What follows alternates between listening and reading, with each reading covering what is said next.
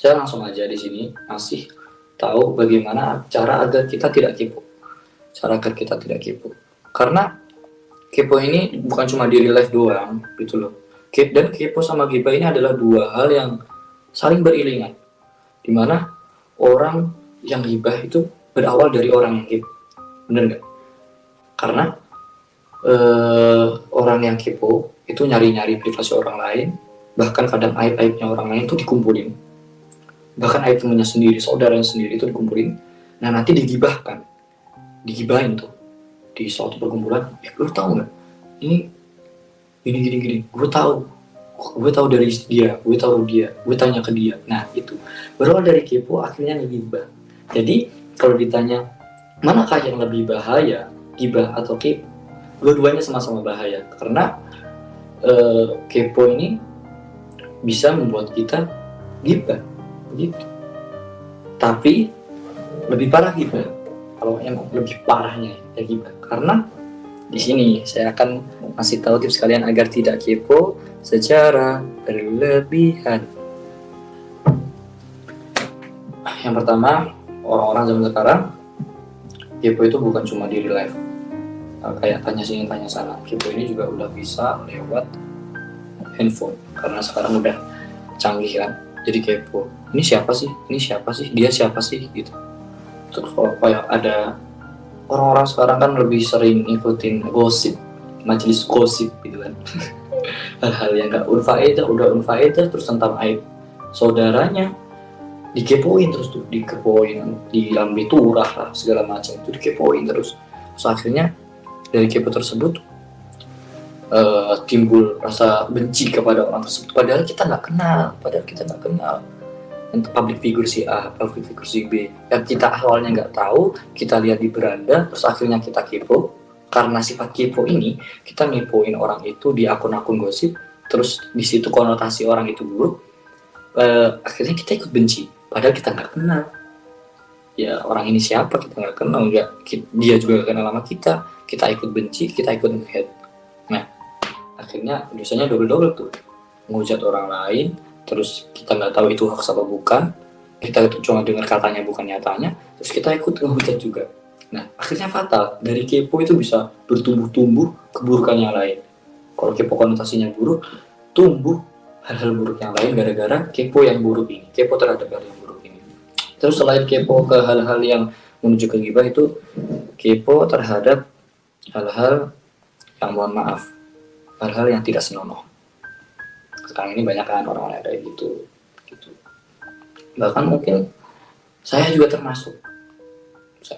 Kalian tahu, saya ini bukan orang yang suci dari dosa, bukan orang yang bersih dari dosa. Saya juga pasti pernah lakukan kesalahan banyak banget kesalahan saya. Dimana kita kayak scroll TikTok, entah yang cowok atau yang cewek. Yang cowok melihat, wah ini tiktokers mantap nih, gitu, goyang-goyang gitu kan ya. Teman sekarang itu kan nggak ketat, nggak FYP gitu, nggak aurat nggak FYP kayak gitu orang-orang sekarang. Dilihat, wah ini mantap ini gitu kan, mereka mikirnya kayak gitu. Habis lihat TikToknya, kita kepoin isinya, akhirnya merambat kemana-mana. Teman-temannya juga spesies yang sama seperti itu, kita kepoin akun TikToknya, kita ikutin, terus melihat maksiat, lihat hal yang tidak senonoh seperti itu, atau ke akun-akun yang tidak senonoh yang lain yang lebih parah dari itu. Nah double lagi dosanya gara-gara kepo. Makanya kepo ini sangat bahaya. Terus kepo sama hal-hal yang bikin kita sakit hati itu ada banyak, entah iri atau kita pernah ditolimi sama orang itu, terus hasad, dengki ketika melihat sesuatu yang berkaitan sama orang itu. Semuanya kita punya teman yang sering dolim sama kita, atau orang asing yang selalu nge-hate kita, dolim sama kita itu lewat beranda kita lah, atau kita masih sering kepoin. Gara-gara sifat kepo kita ini, kita jadi teringat ketika dia nyakitin kita. Gara-gara dia kita teringat pas kita dicemooh sama dia, terus bikin kita tambah sakit hati gitu. Kita ingat sakit hati yang dulu, terus tambah sakit hati lagi gitu. Nah lebih baik gak usah dikepoin, atau orang-orang yang bikin kita tambah iri. Nah ini salah kamu juga, ini iri. Kenapa kamu kepo terus iri begitu? Seharusnya kita jauh-jauhin sifat iri. Ya, tapi kan semua orang nggak bisa kita pukul rata, semua nggak bisa iri karena pasti namanya manusia pasti punya penyakit hati gitu. Kalau melihat orang ini iri, kalau melihat orang ini hasad, kalau melihat orang ini dengki. Ketika kita menemukan akun yang seperti itu, entah teman kita atau orang lain, sebaiknya cara yang paling baik adalah dengan ngeblok akun tersebut. Sekarang ada fitur blok, apa yang ribet-ribet? Blok fitur ya, saya nggak katain kalian loh, itu fitur blok, bukan ngatain kalian. Nah, kalian bisa ngeblok, apalagi sekarang Instagram sudah canggih, bisa ngeblok akun orang itu sama akun-akun yang bakal dibuat sama orang itu. Kan ada di fitur blok, jadi gampang. Kadang orang sekarang itu keponya itu lebih besar daripada pengen nggak keponya itu yang bahaya. Nah, seperti itu. Hahaha, seperti itu. Dan cara paling terbaik untuk menghindari kepo kepada hal yang buruk adalah kepo terhadap hal-hal yang baik. Ini loh yang sering dilupakan sama teman-teman.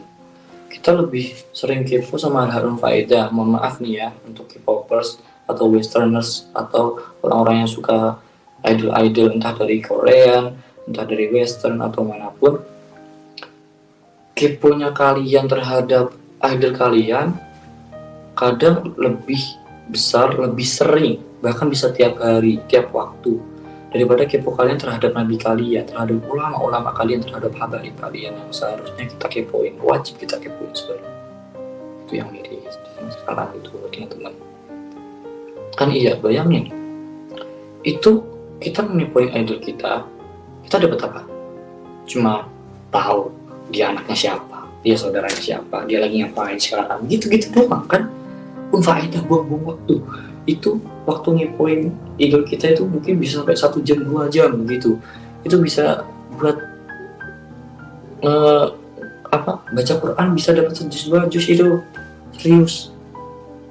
Terus kalau dapat idolnya lagi dating, otek katanya gitu. Idolnya lagi pacaran sama si A, lagi pacaran sama si B, terus merasa, aduh, aku gak terima, pokoknya dia harus jadi punya aku begitu. Itu gilanya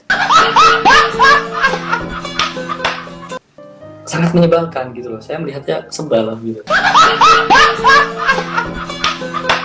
Kamu udah unfaedah, kayak punya unfaedah, dapat hal yang unfaedah, sia-sia, konotasinya buruk lagi. Itu sangat disayangkan. Lebih baik waktunya buat kepo sama hal-hal yang baik, buat kepo sama hal-hal yang mulia, hal-hal yang istimewa. Kayak apa? Kepo sama nabi kita, sebaik-baiknya makhluk yang ada di dunia, bukan sebaik-baiknya manusia ya, sebaik-baiknya makhluk yang ada di dunia ini, dunia dan akhirat bahkan.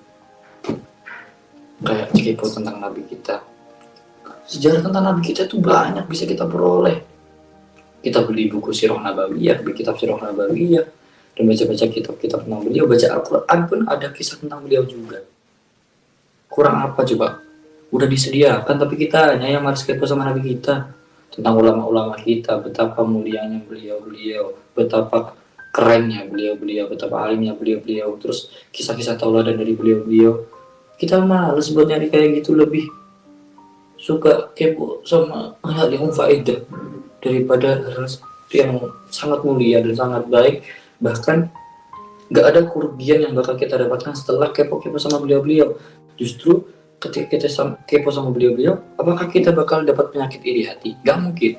Apakah kita bakal dapat keburukan? Gak mungkin. Apakah ketika dapat hal-hal yang baik dari para ulama kita, kayak kisah-kisahnya beliau, ketika kita ceritakan ke teman-teman kita, apakah kita bakal dicap ghibah?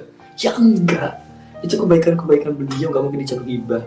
Terus bakal dapat hikmah, terus bisa bikin kita jadi lebih baik, kita ingat Allah, kita bakal lebih rajin ibadahnya.